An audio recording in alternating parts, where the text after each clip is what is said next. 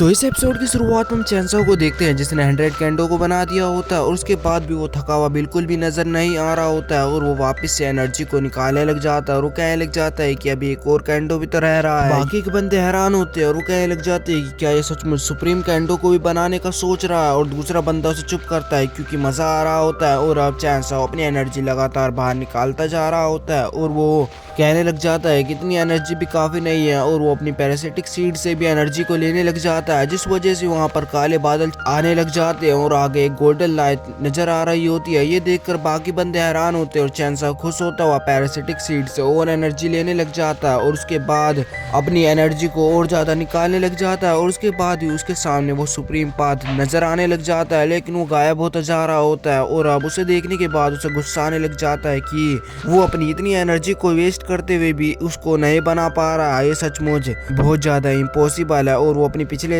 जन्म की बातों को याद करने लग जाता है और वो कहने लग जाता है कि मैं पिछले जन्म में एक अनाथ था, मुझे लोग परेशान किया करते थे, लेकिन मैंने अपने ऊपर विश्वास रखा, मैंने वहाँ पर मेडिसिन और नई नई स्किल के बारे में पढ़ा और आगे चलने के बाद मैं वहाँ के टॉप जीनियस में से एक बंदा बन गया। और ऐसा ही मैं यहाँ पर करने वाला हूँ, और अगर मैं ऐसा करना चाहता हूँ तो ये मेरे सामने कुछ भी ज्यादा कठिन चीज नहीं होनी चाहिए। और अब अपनी एनर्जी को कल्टीवेट करता हुआ एक साथ छोड़ने के लिए इकट्ठा करने लग जाता है और अब अपनी एनर्जी को इकट्ठा करता हुआ आसमान में फेंक देता है और ऊपर से एनर्जी उसको मिलने लग जाती है, जिस वजह से उसको बहुत ज्यादा ऊपर से सपोर्ट मिलने लग जाता है। और अब वो वापस से उस सुप्रीम पाथ को बनाने के लिए लग जाता है और उसके बाद वो सुप्रीम पाथ फिर से एक्टिवेट होने लग जाता है, लेकिन वो फिर से गायब होता जा रहा होता है। और अब यहाँ पर चैनसो रुकता नहीं है, वो लगातार अपनी एनर्जी को रिलीज करता जा रहा होता है और उसके आगे एक ब्लास्ट हो जाता है और उसकी एनर्जी से पीछे के सारे बंदे नीचे गिर जाते हैं, लेकिन चैनसो नहीं हटता क्योंकि उसे पता है वो अगर हट गया तो वापस से उसे वो सुप्रीम पाथ फिर से बनाना होगा। और अब सुप्रीम पाथ के लिए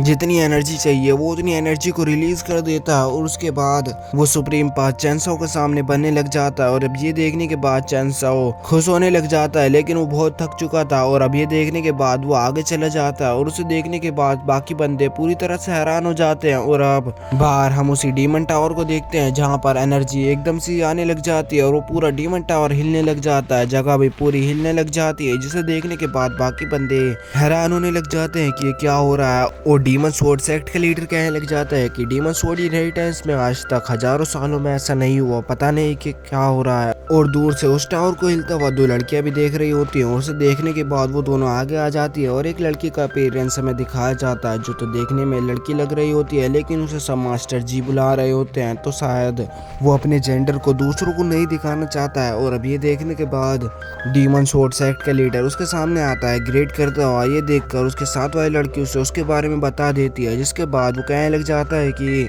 तो तुम हो मास्टर जो कि डीमन स्वॉर्ड इनहेरिटेंस को चला रहा है। ये देखने के बाद वो कहने लग जाता है कि मैं आपके सामने अपने आप को मास्टर कैसे ही कह सकता हूँ, मेरी इतनी औकात नहीं है आपके सामने, और मेरे लिए तो ये खुशकिस्मती की बात है कि मैं मिस्टर जी से मिल गया यहाँ पर। और अब ये देखने के बाद वो कहने लग जाता है कि तुम मेरे साथ इतनी नरमी से बर्ताव मत करो, इतना कुछ भी नहीं है, मैं तो बस यहाँ से गुजर रहा था कि तो मैंने तुम्हारे इस डीमन स्वॉर्ड इनहेरिटेंस को देखा और मैं सोच रहा हूँ कि अंदर क्या होगा कि ये हिल रहा है, तो मैं अंदर जा सकता हूँ क्या। जिसे देखने के बाद वो कहने लग जाता है कि आपका ये जगह है, आप ऐसे कैसे बात कर सकते हो, आपकी ये जगह है और आप कभी भी और कहीं भी यहाँ से जा सकते हो। और अब ये देखने के बाद वो शुक्रिया कहता हुआ उस लड़की को इशारा करता हुआ वहाँ से अकेले अंदर चला जाता है। और अंदर जाने के बाद वहीं पर ही वो आ जाता है और उसे देखने के बाद बाकी बंदे में से एक बंदा आगे आता है और वो कहने लग जाता है कि छोटे भाई तू यहाँ पर लेट आया है, तूने इतनी कमाल की चीज मिस कर दी, मैं क्या बताऊँ तुझे। और अब वो उसे छूने की कोशिश करने लग जाता है, ये देखकर वो उसे पीछे फेंक देता है और यहीं पर यह एपिसोड खत्म हो जाता है।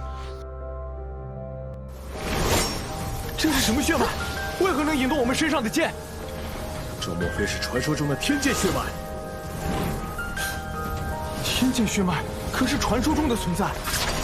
传闻天剑血脉拥有者一出生就能掌控剑意，此人究竟是谁？